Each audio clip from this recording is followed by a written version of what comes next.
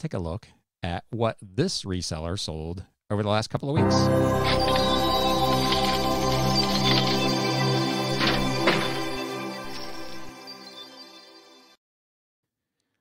So it's been a pretty decent couple of weeks, kind of the usual handful of really cool things and a lot of smalls. But let's jump into some of the items that were kind of the more interesting style. This is an item I picked up at the 127, whatever, the world's largest yard sale. I bought this for $1. It is Strong's Exhaustive Concordance of the Bible. This was a hardcover with dust jacket from 1970. Picked it up for $1 at one of the booths here in town. 127, as I think I've talked about previously, actually runs right through the town I live. So I went on the Saturday of that event and just kind of walked about a mile in each direction. And I didn't find a bunch of stuff, but I did find this. $1 turned into $21.99 with free shipping. Again, as I've mentioned previously, the religious books, the concordances of the Bible and all of that stuff, old Bibles, generally do really well. So you'll want to try to be on the lookout for those, even if you're not a book person. Here's another interesting book from 1905, part of the Waterloo Library. This was an illustrated edition of an Arthur Conan Doyle book called The Tragedy of the Korosko. Another item that was part of a big lot, so I'm probably into this for 10 cents. It sold for $22 on a best offer with free shipping. I love old books. Here's another one. This was just an old, it's a staple bound, so it's more of a booklet than an actual book, called Little Me and the Great Me. This was book 1 of a series called The 7 Secrets. It was written in 1957. I found this at a garage sale. I paid 50 cents for it. It sold for $24.99 with free shipping. So again, you can tell some of these items I've had for a while because I have switched, as I've mentioned previously, to a customer paid shipping model. But this one was part of the free shipping. But again, for that price, for 25 bucks, not bad. Here's another book from a big lot that I own for $1, El Indio by Gregorio Lopez y Fuentes from 1937. This was a first edition book I had listed for $29.99 or best offer. Received an offer of $25 with free shipping. And for a 100x my initial investment, I will take that all the time. This was an interesting one. So this is a book by William McLeod Rain called On the Dodge. It's a first edition Grosset and Dunlap, a brand that I've talked about, a publisher that I've talked about previously on this show, from 1938. It was a Western hardcover with a dust jacket. There are tons of different versions of this book, as cheap as about $5. But for the Grosset and Dunlap version, there were exactly 2 copies listed on eBay. Mine, which I had listed originally for $39.99 with free shipping, and another one for $400. When I looked at previous solds through Terapeak, I didn't see anything that looked like it was going to be anywhere near a 3-figure sale. So I tried to price this one fairly reasonably. You could probably argue that priced at 10% of the other book, I was probably under market value. But when I looked at the dozens of them that were available for $4, $5, $10 from other publishers, I decided not to get too crazy with this, and I listed it for $39.99. It's been here for a while, so it's part of my current 25% off clearance sale. So it was down to, I think, $29.99, and I had a customer that offered me $20, and I countered at $25. He countered at $22, and I sent him a message and I said, hey, you know, I don't see any reason to go below $25 on this. The only other version of this from Grosset and Dunlap of this exact book is $400. If you'll do $25, I'll ship it to you today, but I just can't justify going down to $22. He went ahead and bought it with a note that said, fair enough, thanks. So this was part of a big lot that I own again for 25 cents. This turned into a $25 sale with free shipping and an exceptionally long story here on Ryan's Storytime. Another book, also part of a big lot that I own for about $1, The Aspects of Greek and Roman Life, The Making of Roman Italy. from 1982, hardcover with dust jacket in really, really nice shape. Another example of a book that just there were not a lot of listed on eBay. So instead of it being a $5 or $6 book, it went for $29.99 with free shipping. Another book, this one went on Mercari. John Ruskin, Sesame and Lilies. This was from the late 1800s. I had it listed for $39.99. It has been here for a very long time. I picked this up, I believe, at a garage sale for a couple of bucks. A $30 offer on an item I've been sitting on for a while. I was all about, so I went ahead and sold this thing over on Mercari, and it is on its way. I've talked about these probably to the point where you're tired of hearing about them. Schwinn bicycle catalogs, the 1971 specifications for Paramount, Sports Tour, and Super Sports. This was part of a big lot of Schwinn and other bicycle catalogs and owner's manuals that I picked up in an estate sale. I bought the whole box for 10 bucks, so I own these for about 12 cents a piece. This went on a best offer of $32 from my listing price of $39.99. So again, I'm out quite a bit, and that's the only time I've ever seen a box full of these old bicycle catalogs. But if you happen to stumble across them, it's a little, obviously, if there's 100 of them, it's a little time consuming to do 100 listings on these old catalogs, but it has been incredibly worthwhile.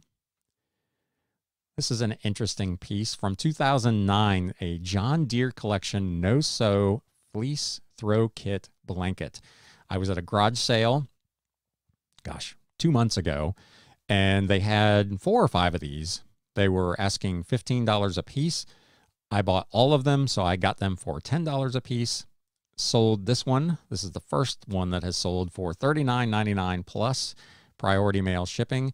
So 4x my initial investment, which is kind of my minimum target. That's where I like to be on these kind of larger items. I like to at least make 4 times.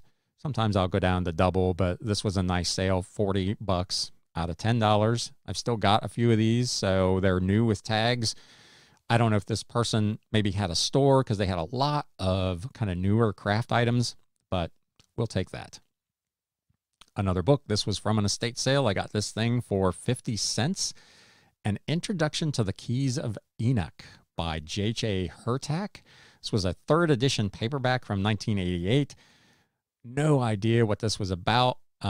At that particular estate sale, there were a lot of books about tarot and tarot card reading. I don't know if this maybe falls into that category.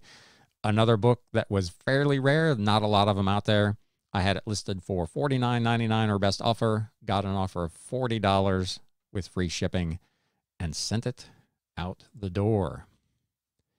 I think I featured this one over on Instagram. If you're not following me over there, please check it out at Galaxy CDs Rocks. You get to see stuff like this and pictures of my kitty, and you get to keep track of my various workouts as I post my bicycle rides and my walks. So my Instagram is super cool.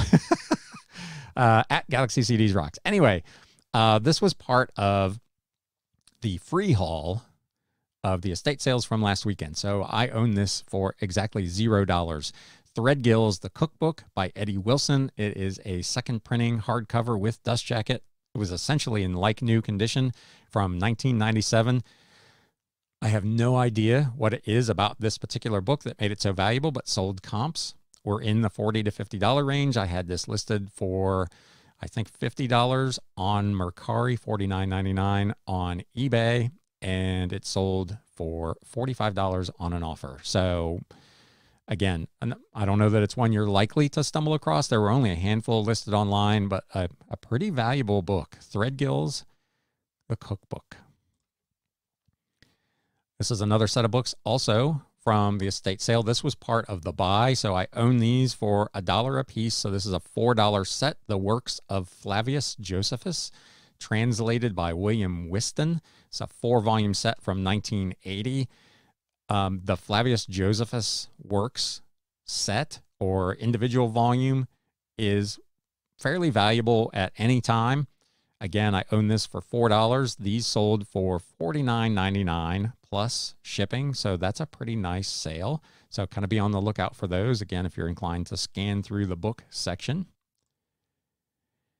I have had this for quite some time. It is some really old tech. It is a Garmin mobile PC GPS receiver. Had its manual and its quick start guide and was in its box. I picked this up at a charity garage sale for $10. It sold for $72.99 with free shipping. This went out in a priority mail padded envelope. Really interesting item. It is essentially a GPS receiver that connects to a laptop that then shows on the laptop screen GPS navigation. So pretty old school tech. I don't recall when this thing was actually manufactured, but it is pretty old, as you can tell from the picture of the laptop on there. But I figured I'd take a flyer on it for $10. I've had it since probably June. Have had a couple of watchers on it. Nobody really did anything, and finally it sold for $72.99. Here's where we're starting to get into some of the big winners from last weekend's estate sale. So this is a Time magazine from May 7th, 1945, immediately after the suicide of Adolf Hitler, where he made the cover with the red X across his face. This particular one was not in fantastic condition. As you can see, if you're watching on YouTube, there's some wear on the cover. The first couple of pages were loose. The cover had some damage on the spine. So this was not a pristine copy of this. Had it been a pristine one, I think it probably would have sold for $200 or $300. As it is, this is one that I bought as part of my lot. I own this essentially for 8 cents. I put this up at auction because of its condition. I started it at $99.99 plus shipping. It received 11 bids and ultimately sold for $121.50 plus shipping from an investment of 8 cents, which essentially paid for that entire day's worth of estate sales. So I've got 1,000 items probably that were paid for by this one item. So again, not super likely that you'll come across one of these, but if you do, pick it up. This was originally at the estate sale, and they were asking $50 for this. So of course I did not buy it. When I went back and made the offer on the lot, this was part of the bunch of stuff that I bought essentially for $50. So really, really nice flip. And now we will have your flip of the week. This was from another of the estate sales. I'm walking around looking at a lot of books, and I stumble on a shelf that has a bunch of old TV and radio vacuum tubes. And I know there's a market for those, but I didn't know quite how much. I looked at this particular setup. They had 4 pairs of this RCA 6550 electron tubes. The box said it was a matched set. I had no way to identify whether that was in fact still the case. I had no way to test these, but when I looked up the comps, sold comps on these were $100 to $200 per pair. So they had them listed for $5 a pair. I did a bulk buy with some other stuff. I essentially got these for $2.50 per pair. So I have $10 in 4 pairs of these electron tubes. I listed them Saturday morning at what I thought was a fairly conservative price because I had no way to test them. They are listed as untested, no returns, as is. I listed them at $99.99 plus shipping. Customer, as you can see, if you're watching on YouTube, there is a one that was purchased for $99.99 plus shipping. And then there is another sale when they realized that I had more of these. He bought the other 3 sets at the same time. These sold within 2 hours of me listing them for a total of $399.96 plus shipping from an initial investment of $10 whole. So that was a week maker because going into that Saturday, I had done $300 total on eBay to circle clear back around to the beginning of this, being able to take the good with the bad. It was not a really good week, and this sale obviously just made the whole week. It took me from $300 to $700 in sales, plus whatever else I did on Saturday, and it ended up being salvaged a pretty good week out of it. So again, like with a lot of the stuff I show or talk about on this channel, not all these electron tubes are worth a bunch of money. I sold one lot of smaller tubes. I think there were 14 of them, and I sold them for $22. So they're not all worth a ton of money, but if you come across The larger, these were probably close to 3 inches tall. If you come across the larger tubes, particularly RCA or a brand called Tungsol, Tung-Sol, take the time to look them up because they can be worth a fairly ridiculous amount of money. That, frankly, surprised the living crap out of me. Not only how quickly they sold, but for how much they sold for. Hey, you watched all the way to the end. I appreciate it. If you want to catch the full Reselling News podcast, click the video in the upper right-hand corner. To never miss a show, you can subscribe down below.